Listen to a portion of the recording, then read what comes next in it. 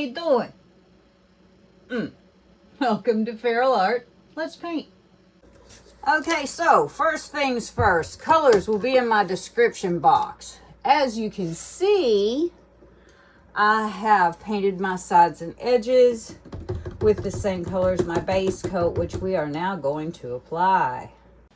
So today's pouring medium is a new one. It is 1 part Nick Pro acrylic pouring medium and 1 part US Floetrol.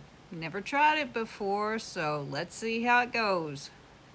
Okay, I have an idea about what I'm doing here. I'm not absolutely 100% sure.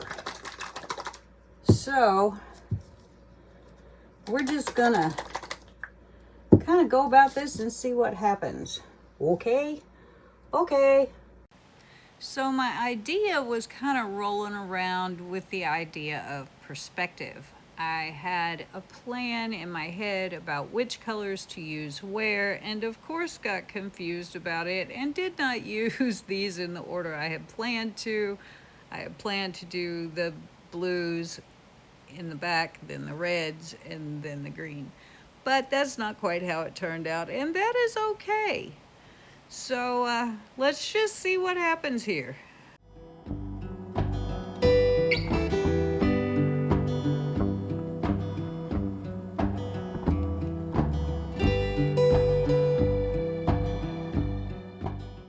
Now, just to add a little spice, I decided to use the CA with this one, so we'll see how she goes.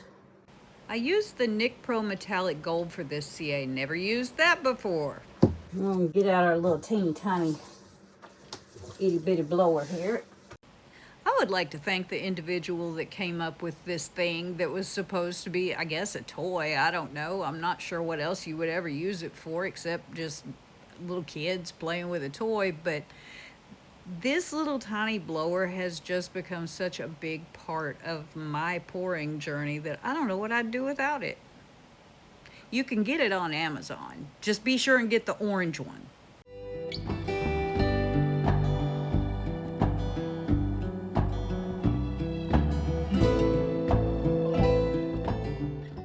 Now, as I said, we're kind of playing with perspective here. My idea was the top one be the smallest, and then this one that I'm working on right now be a little bigger, and the one at the bottom being the biggest. That way you get that idea that the one at the bottom is closer to you and the one at the top is further away. I had also planned sort of to overlap them, like this one would slightly overlap the red and the one on the bottom would slightly overlap this one. What I forgot to remember was that you really have a hard time doing that when there is a space in between, because that base color just wants to keep that line in there. So that didn't quite work out, but I do like the way it ends up, so it's okay.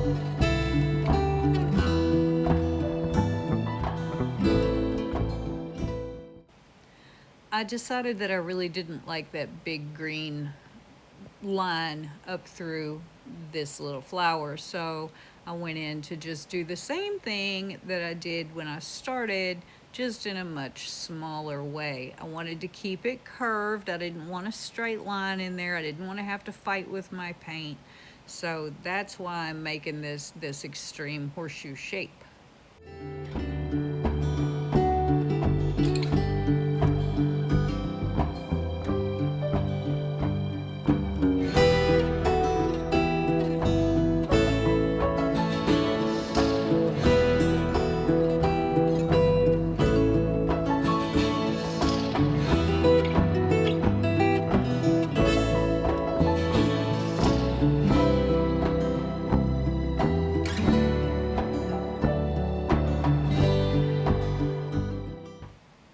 Okay, starting off this last one, as you can see, it's a bigger shape. And as I was squirting that paint on there, I thought, oh, wait a minute, Kel, you need to put a little more paint because you're covering more area.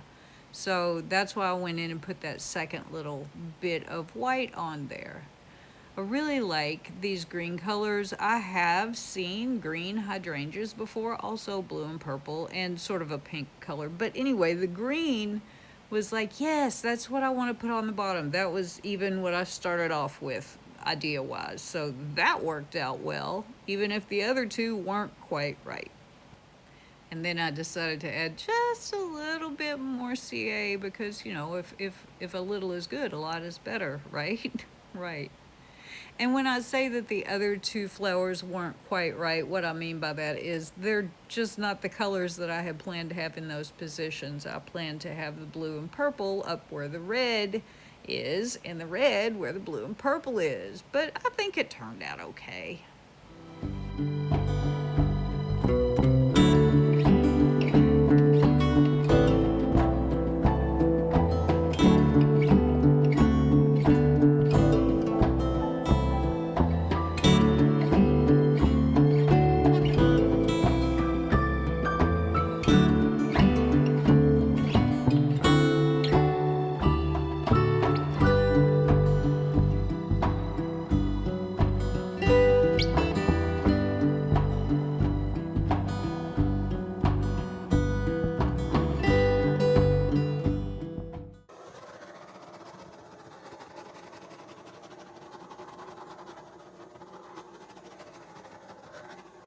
It's at this point in the pour when you can kind of see, you know, where your vision has taken you and decide the little parts that you want to fix, the little things that you sort of want to finesse.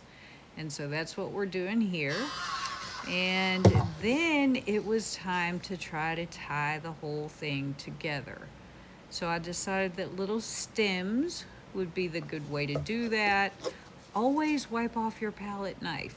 You guys don't just, you know, go and make you a line somewhere and then go make another line. You're going to drag color with you. So always make sure that you clean that off.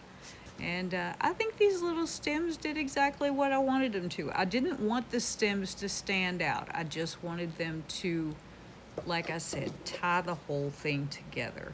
And I think it worked out pretty well. What do you think?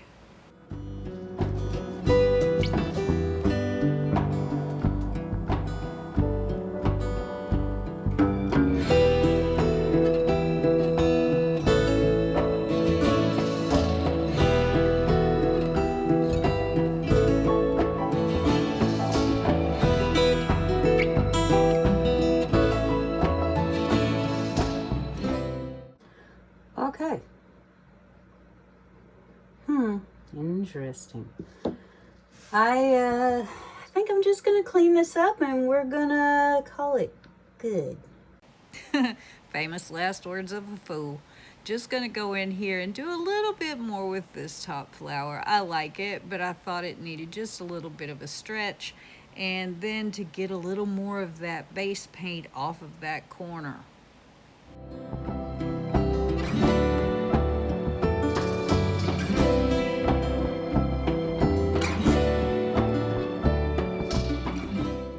Okay, here are our wet results. I keep thinking, I need to do more, and then I think, no, I don't. I absolutely don't. We've got all kinds of crazy cloud action going on here. I had a vision in my head. We did not quite get there, but we got about 3/4 of the way there. So I'm pretty happy with this. You know, people always say, if you can like 70% of your painting, stop. So I'm stopping. I could go in here and make swirlies and curlies and all kinds of crazy things, and I don't want to. So basically what we have is 3 flowers, 3 colors. Well, 6 colors, but whatever. Who's counting? And just the faintest hint of a stem. So, I think I like it. I do. They do remind me of hydrangeas. They always do. My phone is ringing, of course. Anyway, as I was saying, they do remind me of hydrangeas, and I think they're cool, and I think they're pretty, and I like them, so let's go sparkly hunting. Okay, so here we go with sparkle tea.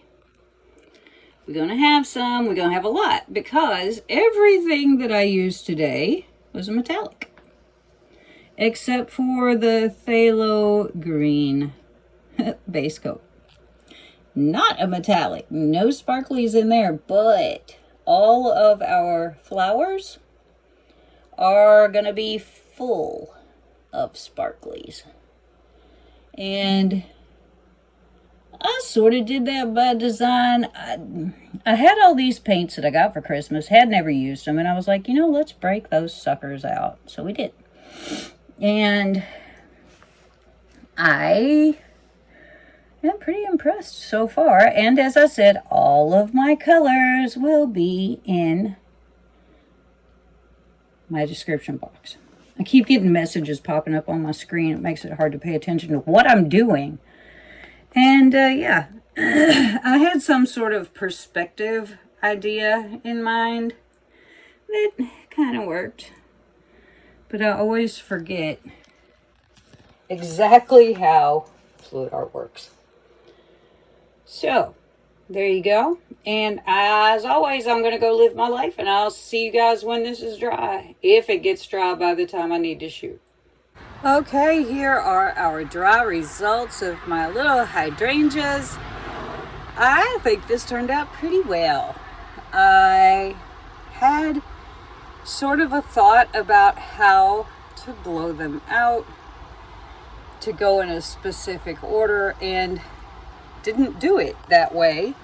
But I do like the way that it turned out. We got all kinds of neat colors, no mud, and just all kinds of neat effects. Now this pouring medium is one that I have never ever used before. This was the Nick Pro pouring medium mixed with Floetrol. All the directions are in my description box, and I think it turned out pretty neat. What do you think? I wanted to capitalize on the flowers and not on the stems. I just wanted them to really pop. I think that worked. I really like this. How do you feel about it? Do let me know in the comments. And before you go, thanks so much for spending your time with me today. And make sure that subscribe button is pushed and give me a thumbs up. Leave me a comment. I'll get back to you. I always do. And until next time, friends, I hope you have a great week. Bye-bye.